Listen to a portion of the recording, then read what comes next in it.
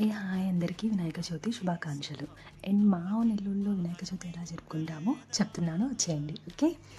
ఉదయాన్నే లేచి ఇల్లు మొత్తం శుభ్రం చేసుకొని అందంగా రంగోలీలు వేసుకొని నెక్స్ట్ వచ్చి మొత్తం చేస్తామన్నమాట. నైట్ చేసినా కూడా మార్నింగ్ కూడా శుద్ధం చేసుకోవాలి. అలానే పూజ కోసం చిన్న గణపయ్య విగ్రహాన్ని తీసుకొని వస్తామన్నమాట. సో అందరం వెళ్ళి ఒక ఇద్దరు మనుషులు వెళ్తాము. వెళ్ళి ఏం కావాలో అన్నీ తెస్తాం. వినాయకుడికి ప్రీతికరమైంది అంటే గరిక అలానే తెల్ల జిల్లేడు ఒత్తితో మనము పూజ చేయిస్తే చాలా అంటే చాలా ఇష్టం అన్నమాట. ఆకులు పూలు దీపాలతో గణపయ్యని అందంగా అలంకరిస్తాము. కుటుంబం అంతా కలిసి వినాయకుడికి వెల్కమ్ చెప్తామన్నమాట.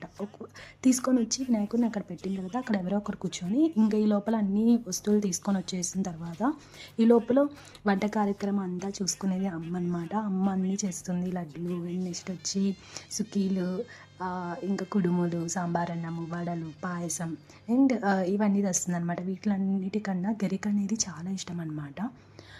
ఇవన్నీ మనం అలంకరించేసుకున్న తర్వాత సాయంత్రం అయినా నిమజ్జనానికి సిద్ధం చేస్తాము. ఏం చేస్తామంటే మొత్తం ఆయనకి ఏవైతే పెడతామో అవన్నీ తీసేయకుండా ఆయనతో పాటు కొన్ని పంపిస్తాము. అక్కడ ఉన్న పిల్లలకి అలా ఇచ్చేస్తే వాళ్ళు చాలా హ్యాపీగా ఫీల్ అవుతారు. సో అలానే పూజకు అయినా అందరూ కలిసి ప్రారంభిస్తామన్నమాట. గణపతి మప్ప మోరియా అంటూ ఉత్సాహంగా నిమజ్జనానికి తీసుకుని వెళ్తాం. నీటిలో నిమజ్జనం చేసి గణపయ్య మళ్ళీ నువ్వు రావయ్యా అని చెప్పి దండం పెట్టుకుంటాము. అలానే హారతి ఇచ్చి నిమజ్జనం అయితే చేస్తాము.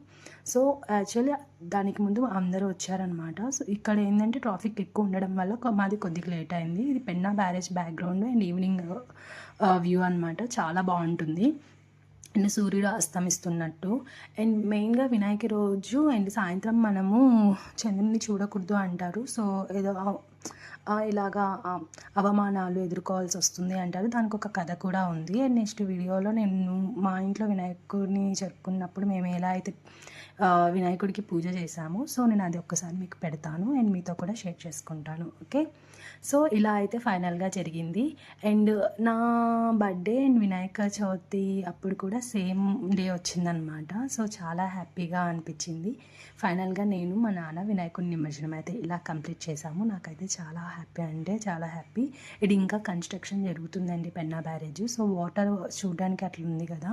సో తెలియకుండా చాలా లోతు ఉంటుంది. ఎందుకంటే అక్కడ కన్స్ట్రక్షన్ జరిగినప్పుడు చాలా లోడ్ వేసి ఉంటారు కదా. సో ఆ ఇసుక దిమ్మలు అని చెప్పి లాగేస్తాయి అనమాట. సో ఫైనల్గా ఈ వీడియో అంతా తీసింది మా నాన్నకి నేను ఈ క్రెడిట్ ఇస్తున్నాను. ఇప్పుడు మా నాన్నకి నేను తీసాను అనమాట. సో ఇలా వీడియోని పాస్ చేసుకున్నాము. మా ఇంట్లో గణేష వేడుకలు అయితే చాలా అంటే చాలా బాగా జరిగాయండి. సో ప్రతి ఒక్కరు ఇలానే చెప్పుకుంటారని చెప్పి నేను అయితే అనుకుంటున్నాను. మాకైతే నిమజ్జనానికి ఈ ప్లేస్ అనేది చాలా బాగా కుదిరింది.